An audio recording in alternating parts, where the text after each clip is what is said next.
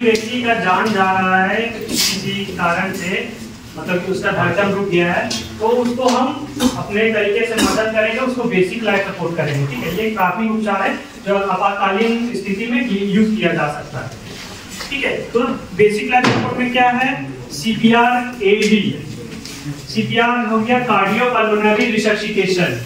ठीक है, इसका फुल फॉर्म हो गया cardio means heart, pulmonary means lungs, resuscitation means revive करना, यानी कि उसको फिर से जिंदा करना। और एईडी ऑटोमेटेड एक्सटर्नल डिफिब्रिलेटर, ये एक तरह का मशीन है। ठीक है,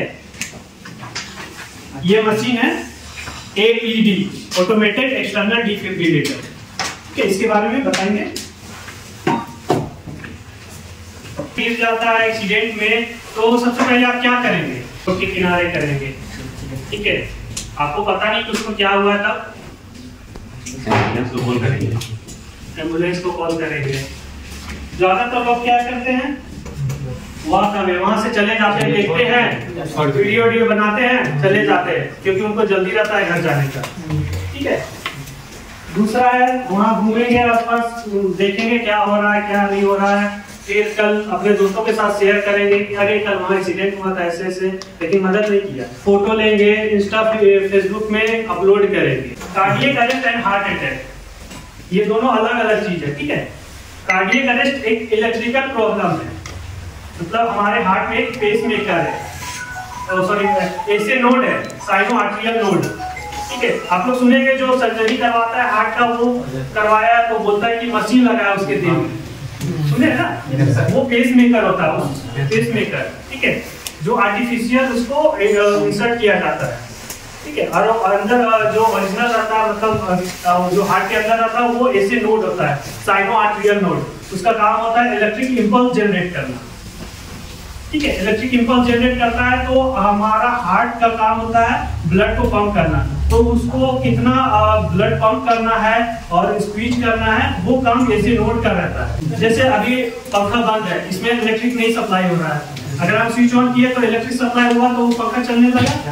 वैसे ही हार्ट कार्डियक अरेस्ट में क्या होता है कि हार्ट में जब इलेक्ट्रिक इंपल्स जनरेट नहीं होता है तो वो हार्ट अपना रिदम में नहीं रहता है। ठीक है, उसको अपना जो हार्ट में जितना ब्लड पंप करना चाहिए वो पंप नहीं करता है। ठीक है, और हार्ट अटैक हो गया कि कोलेस्ट्रॉल बढ़ने की वजह से, कोई क्लॉक हो जाने से, ब्लड का वेसल में, आर्टरीज और वेन में, मतलब नस में कोई थक्का जम जाता है। ठीक है, तो जैसे नहीं कि अगर पाइप में कोई कचरा जम गया तो पानी आसपास एक साइड से दूसरे साइड जाएगा क्या? नहीं। वैसे ही हार्ट के ब्लड वेसल में अगर कोई कचरा जम जाता है तो ब्लड फ्लो नहीं होता है, जिसके वजह से उस व्यक्ति को हार्ट अटैक होता है। कार्डियक अरेस्ट में क्या हो सकता है? वो बेहोश हो जाएगा, अनकॉन्शियस हो जाएगा, उसका ब्रीदिंग नहीं चलेगा। ठीक है, उसका पल्स नहीं मिलेगा। और हार्ट अटैक में होगा कि वो उसको चेस्ट पेन होगा। ठीक है, फैटिग, उसको घबराहट महसूस होगा। ठीक है, वीकनेस, उसको कमजोरी महसूस होगा, नौसिया, उसका पसीना आने लगेंगे। ठीक है, उसको सांस लेने में तकलीफ होगा। कार्डियक अरेस्ट में जब वो इलेक्ट्रिक इंपल्स जनरेट नहीं करता है तो उसका हार्ट ना सिर्फ जेली जानते हैं ना सब लोग, वो जेली जैसा शेक करता है। ठीक है, ऐसे ऐसे बस शेक करेगा।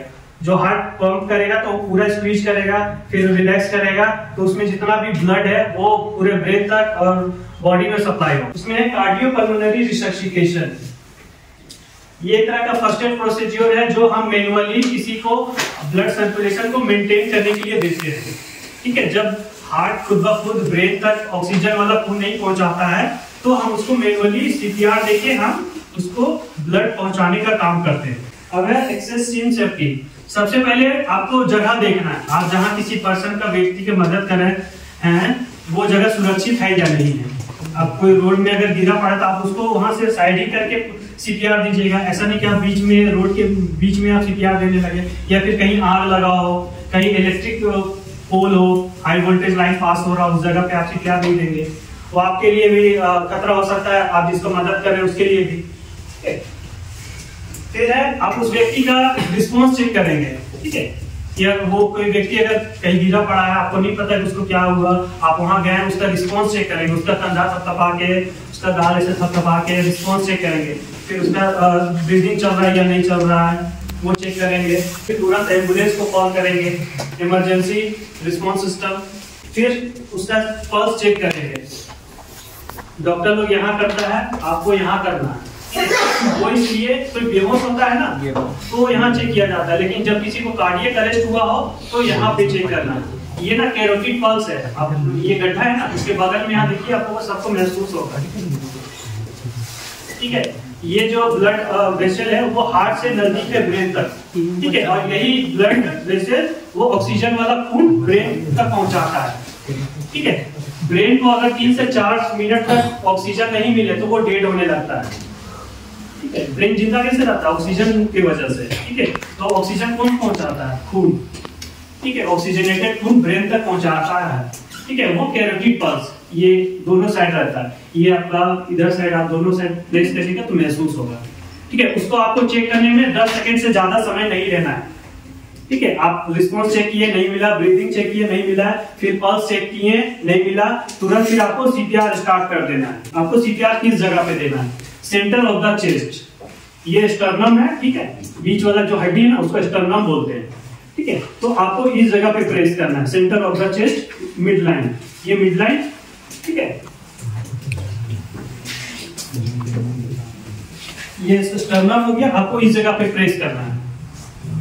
प्रेस कैसे करना है? आपका जो डोमिनेंट हैंड है, यानी कि जिस हाथ से आपको ज्यादा ताकत लगता है उसको आपको नीचे रखना है। ठीक है, दूसरे हाथ से उसको ब्लॉक करके उसको प्रेस करना है ऐसे। अब प्रेस करने का ये स्ट्रेट रहेगा, ये बेंड नहीं होना चाहिए। ठीक है, ये बेंड होगा तो आप अच्छे से प्रेस नहीं कर पाइएगा। ठीक है, और हाथ को स्ट्रेट रखना है, पूरा शरीर का इस हिस्से का प्रयोग करना है। अब है कि कितना फास्ट और कितना देर तक। 1 मिनट में 100 से 120 बार आपको प्रेस करना है। ठीक है, और 2 इंच नीचे दबाना है। हार्ट ये रिब है तो 2 इंच नीचे दबेगा तब भी हार्ट प्रेस होगा। जिसे दबा रहे हैं उतना फास्ट आपको छोड़ना भी है। इन्हीं के आप दबाए, कुछ देर रखे हुए फिर छोड़ रहे हैं। और अगर पॉसिबल हो तो आप 2 मिनट के बाद किसी और को बोलिए कि अब आप प्रेस करिए। ठीक है, 2 मिनट में आप थक जाइएगा। और वो उसका एक और रीजन है, क्योंकि जो एडी मशीन है वो फिर से हार्ट को रीएनालाइज करेगा। वो हो सकता है किसी वजह से उसका एयरवे ब्लॉक हो गया, तो उस व्यक्ति को फिर हेड को टिल्ट करना है, ऐसे बेंड करना है पीछे की साइड, और ये इसको उठाना है। ठीक है, ताकि ये जो एपिग्लोटिस होता है ना, सांस का नली, वो ब्लॉक हो गया हो किसी वजह से तो वो ओपन हो जाएगा। अगर कोई रोड ट्रैफिक इंजरी हुआ है किसी को तो हो सकता है कि उसको गर्दन में चोट आया हो, स्पाइनल कॉर्ड में चोट आया हो। अगर आप वो ऐसे हेड को टिल्ट और चीन को लिफ्ट करेंगे तो हो सकता है और डैमेज हो सकता है। ठीक है, तो उसको आपको ये जबड़ा है ना उसको नीचे की ओर धकेलना है। ठीक है, ठीक है, तो वो ओपन हो जाएगा। So that it has the best chance of resuming normal electrical rhythm after a shock is delivered. As you begin compression, you are creating an artificial pump and doing the work of the heart manually. With each good, effective compression, you are building up pressure in the system to move blood around the heart and up to the brain. It does take time to get the blood moving in CPR, so it is very important to push hard and push fast to build the pressure up, which keeps blood going to the brain.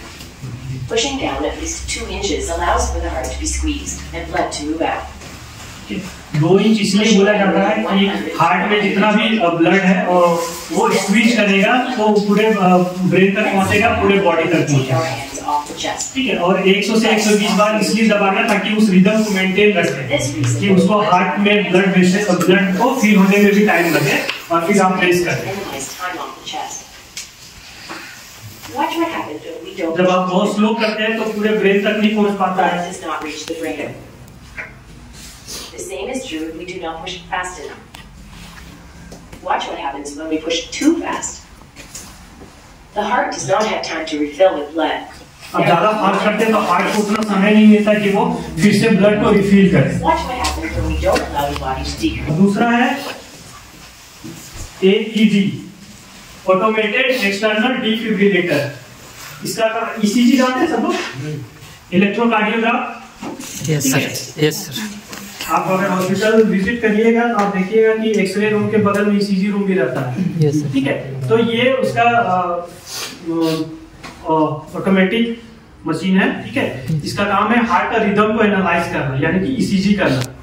ठीक है, जिसका heart का rhythm abnormal रहता है उसको बताता है doctor कि आपका कुछ गड़बड़ है। ठीक है, तो उस केस में ये उसका हार्ट का रिदम को एनालाइज करेगा। अगर नॉर्मल है तो शॉक देने का जरूरत नहीं है, अगर एबनॉर्मल है तो फिर वो शॉक देगा। ठीक है, तो इसमें 2 पैड अटैच है, जो कहाँ अटैच करना है वो मेंशन किया हुआ है। ठीक है, तो इसको अटैच कर देना है।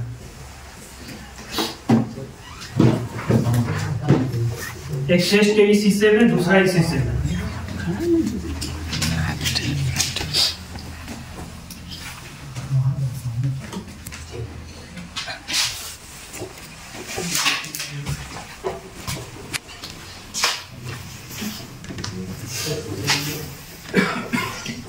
इसको फिर मशीन को ऑन कर देना है।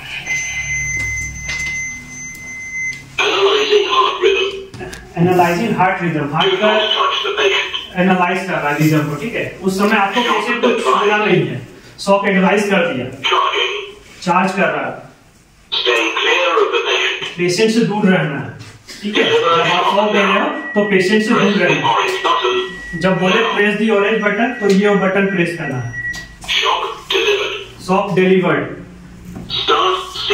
अब आपको CPR शुरू कर देना है। ठीक है, 2 मिनट तक आपको कंटिन्यू प्रेस करना है। ठीक है, सेंटर ऑफ द चेस्ट में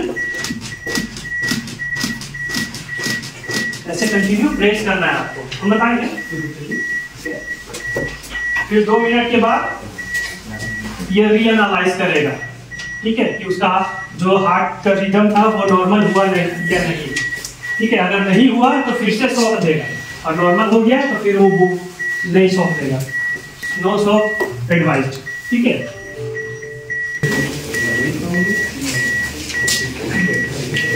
बोल पाएंगे।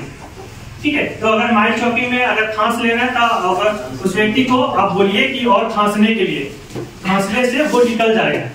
ठीक है, लेकिन अगर वो ना खांस पा रहा है ना वो बोल पा रहा है, तब आपको क्या करना है, और ये 1 साल से ऊपर के लोगों के लिए जानकारी है। ठीक है, 1 साल के बच्चों के लिए, 1 साल से छोटे बच्चों को ये चॉकिंग का जो हैबिट मैन्यूवर है वो नहीं देना है। ठीक है, अच्छा तुम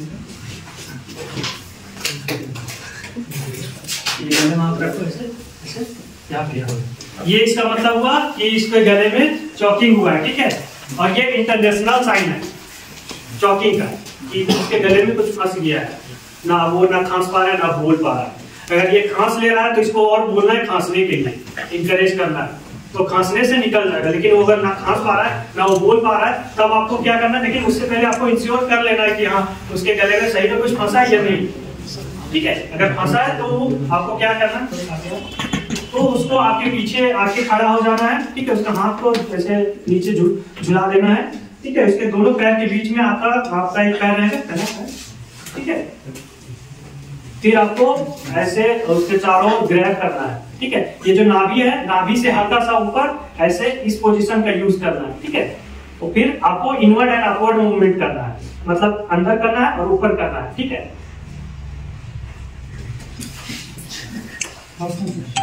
ऐसे मतलब हार्ड, ये नहीं कि हमको इसको नहीं हुआ तो हम आराम से कर रहे हैं, लेकिन जिसको हुआ है आपको उसको बहुत तेजी से करना है। ठीक है, 5 बार करना है। ठीक है, उससे क्या होगा कि जो भी फंसा हो वो निकल जाएगा। आपको बताएंगे कि इसके पीछे क्या मैकेनिज्म है, बताइए कुछ।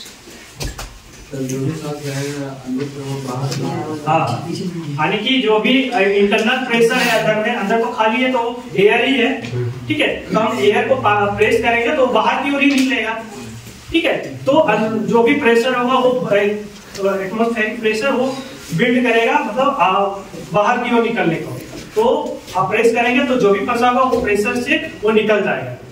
ठीक है, जैसे पाइप जो हम हवा भरते हैं उसमें क्या रहता है, कुछ रहता है, वो खाली रहता है, वैक्यूम रहता है, यानी कि उसमें, लेकिन उसका एटमॉस्फेरिक प्रेशर रहता है उसमें।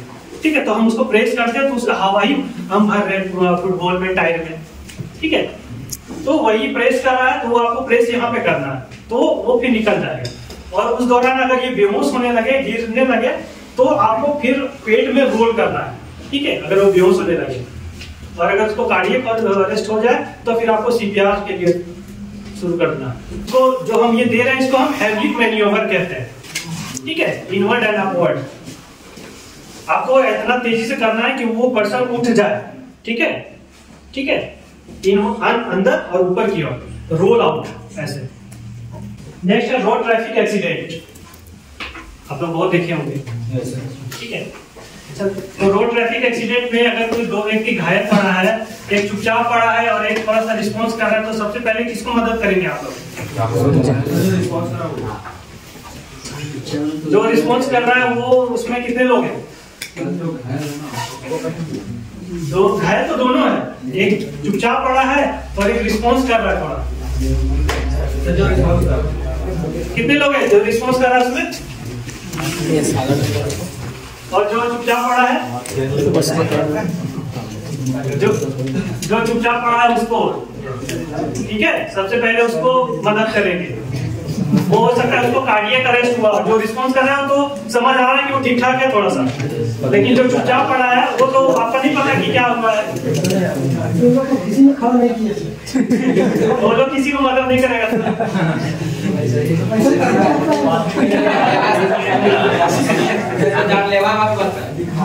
चेक फॉर इंजरीज, ठीक है, यानी कि जो चुपचाप पड़ा है, check the quietest person first, वो हो सकता है उससे ज्यादा घायल हो। फिर आपको उसका ब्रीथिंग चेक करना है, उसका सांस चल रहा है या नहीं चल रहा है, ठीक है। चेक फॉर ऑब्स्ट्रक्शन, उसके गले में कुछ फंसा है क्या, वो देखना है। कॉल फॉर हेल्प, तुरंत आपको मेडिकल इमरजेंसी में कॉल करना है। और अगर उसको आप देखें उसका पल्स नहीं मिल रहा है, ठीक है, कैरोटिक पल्स आप चेक किए, जैसे स्टार्टिंग में बताए थे, वो शुरू से फिर आपको देखना है, उसको पल्स चेक करना है, उसका रिस्पॉन्स जानना है, ठीक है। तो अगर उसका पल्स नहीं मिला तो आपको तुरंत सीपीआर स्टार्ट कर देना है। फिर डील विद ओपिनॉन्स, अगर कोई खुला वाला एरिया जो ज्यादा चोट आई है उस जगह को, तो उसको इंजर्ड पार्ट को हाथ बॉडी लेवल से ऊपर रखना ताकि उसका ब्लड फ्लो कम हो, ठीक है, खून ज्यादा बह रहा है तो वो कम रहे, और वो उस जगह को साफ कपड़े से दबा के रखना है। और फिर always suspect for spinal injuries, हो सकता है एक्सीडेंट की वजह से उसका स्पाइनल में चोट आई हो, वो भी इंश्योर करना है, ठीक है। और अगर कोई व्यक्ति गिरा पड़ा है तो ऐसे ही नहीं कि उसको जैसे तैसे उठा के आप एक जगह से दूसरे जगह ले जा रहे हैं, उसका हमेशा उसके गर्दन को, बिना गर्दन को सपोर्ट किए हुए नहीं उठाना है, ठीक है। हो सकता है उसका स्पाइनल कॉर्ड में चोट आई हो, आप अगर उसको ऐसे हिला डुला दे रहे हैं तो और ज्यादा डैमेज हो सकता है। किसी को एक्सीडेंट होता है, आप उसको देखिएगा तो कांपने लगता है, कांपता है ना, वो ठंडा लगने लगता है, ठीक है। उस टाइम उसका क्या होता है, ब्लड जो level, oxygen level, sorry blood pressure वो कम होने लगता है, ठीक है। तो उसको ठंडा लगने लगता है, उसको ठंडा लगने से भी बचाना है, ठीक है। कोई जैकेट से, कोई कपड़ा से उसको ढक के रखना है ताकि उसको ठंडा ना लगे, हमें करनी। और अवॉइड इन फीडिंग इंज्योर्ड, मतलब जो व्यक्ति घायल है उसको कुछ खिलाना नहीं है, वो तो खुद बेहोश पड़ा है और कॉन्शियस है, अगर आप उसको कुछ खिलाएगा तो और चौकी हो सकता है उसको। कोशिश करिएगा कि उसको फ्लैट सरफेस में रखें, ठीक है, मतलब कि थोड़ा सा डाउनवर्ड में, ताकि जो ब्लड फ्लो है पैर के तरफ वाला वो ब्रेन तक पहुंचे, ठीक है। वो बेहोश है तो उसका रिस्पॉन्स तो नहीं कर रहा है, लेकिन अगर वो ऑक्सीजन वाला खून उसके ब्रेन तक पहुंचेगा तो वो अलाइव रहेगा।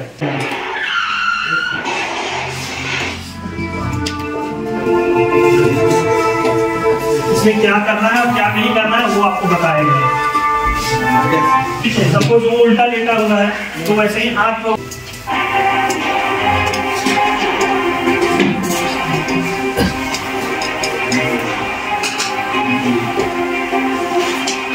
हमारे बॉडी का जितना भी फंक्शन होता है वो तो सीएनएस से कनेक्टेड है, सेंट्रल नर्वस सिस्टम से। अगर स्पाइनल कॉर्ड डैमेज हो जाएगा तो वो कोई भी हिस्सा पैरालाइज हो सकता है।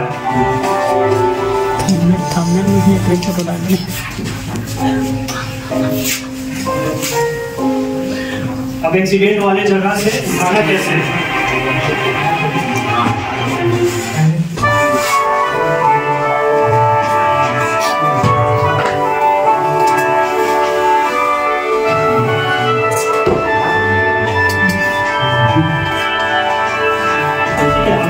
ये दोनों का हिस्सा यूज करके उसका गर्दन को सपोर्ट दीजिए और उठाइए।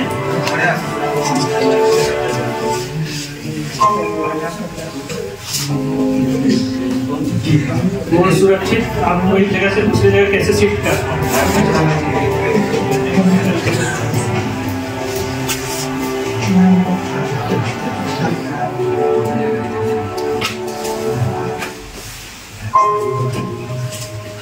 खून बहने से रोकना, बचाने की कोशिश करना। छाती में चोट आया है या फिर कहीं भी आया है तो साफ कपड़ा से उसको दबा के रखना है, ठीक है, ताकि खून कम बहे।